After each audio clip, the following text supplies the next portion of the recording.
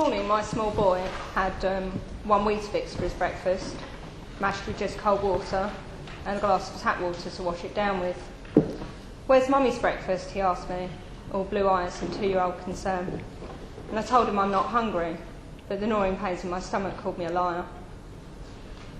But what else can you do when you've turned your heating off? In November 2011, it went off at the mains and I put my furniture in front of it to forget that it was ever there, to alleviate the temptation to turn it on and let even more money that I didn't have trickle away down the drain. You turn everything off at the wall sockets, including your fridge. You become obsessed with unplugging things, so that there's not even a little green LCD light on your oven mocking you because it's taking your money away. You learn to go without things, you unscrew your light bulbs, you stop getting your hair cut and you sort of try and do it yourself, a pair of clippers around back. You turn the hot water off, you give your son a shallow bath with water boiled from the kettle, and you sell the meagre DVD collection and your son's toys. But poverty isn't just having no heating. Poverty isn't just not having quite enough food or unplugging your fridge and turning your water off.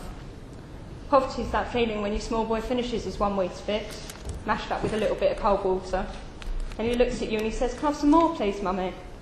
More bread and jam, please, Mummy?" As you're wondering how to carry the guitar and the TV to the pawn shop and how to explain to a 2-year-old that there's no bread and jam. I'm Jack Monroe. I'm a 25-year-old single mother to a 3-year-old, and I was unemployed for 16 months. But I'm one of the lucky ones, because although I've got no TV, I've got no heating, I haven't got a car, and some nights I haven't got any dinner, around 6 months ago I was referred to my local food bank for help. I was attending a group for single mums on a Wednesday, and I only went for the free lunch, but one of the ladies noticed that me and my son always had seconds and thirds. She asked me if I was okay, but I lied and told her I was fine. Because that's the trouble when you've got your collarbones jutting out of the 2 jumpers you wear to keep yourself warm, your cheekbones poking out, and your son's in absolute state. You tell everyone you're fine because you don't want him taken into care.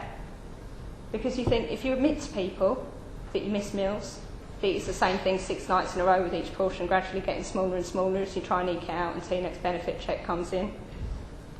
You lie to everyone and you tell them you're all okay.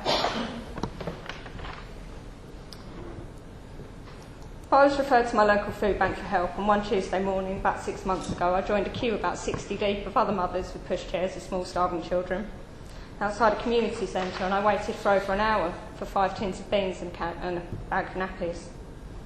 And when Oxfam released their report earlier this week, Walking the Breadline, it stated that 500,000 people in the UK are in my position. You can't just walk up to a food bank, you have to be referred to one. Someone has to physically look at you and say you are that desperate, you need some free food, because otherwise things might go horribly, horribly wrong.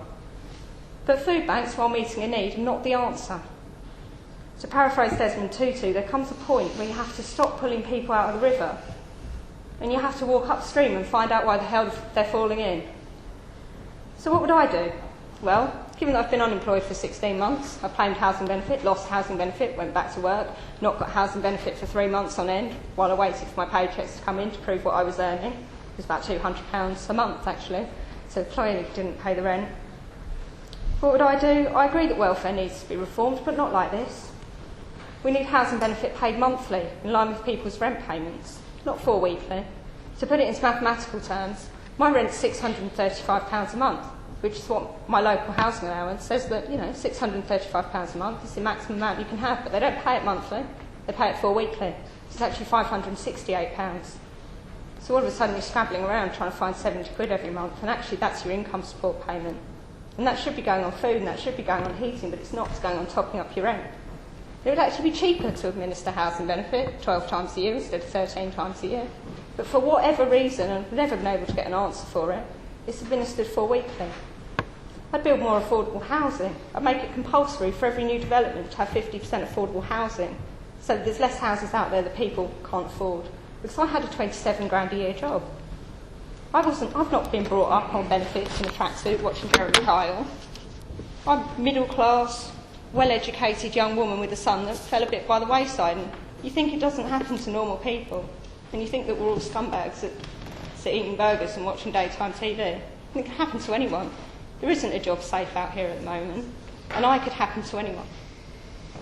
So housing benefit to be paid monthly, and raise the minimum wage to a living wage.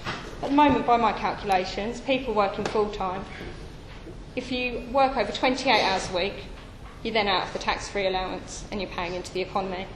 If you raise it from $6.19 an hour to $7.25 an hour, that's people who work over 22 hours a week will be paying tax into the economy. They'll also be claiming less in benefits because they'll be earning more. So it's a bit of a no-brainer, and I'm quite simple really, but to have more money going into the economy and less money coming out of the welfare budget, as well as happier people who can actually afford to feed their children, it makes a lot of sense. And I mean, I've taken the liberty of actually writing a 14-point plan of how to save the economy because I was unemployed for 16 months and a little bit bored. But I won't bore you with it. But I'm glad to see that today ASDA announced in the Independent that point 7 of my plan being put into action, but I shan't take the credit, of donating food waste to local food banks. Because again, I'm quite a simple person, and it's an obscenity that there's food going into landfill while people are going hungry.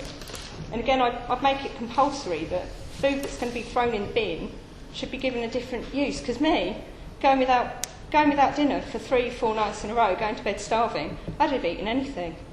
And I think there's a lot of other people out there, and they queue up at community centres. There's 500,000 of them. And they all just need something a little bit more to eat.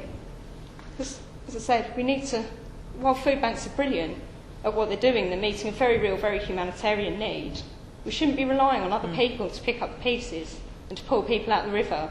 We need to look at ourselves and see where we've gone wrong, walk up the stream and find out why they're falling in.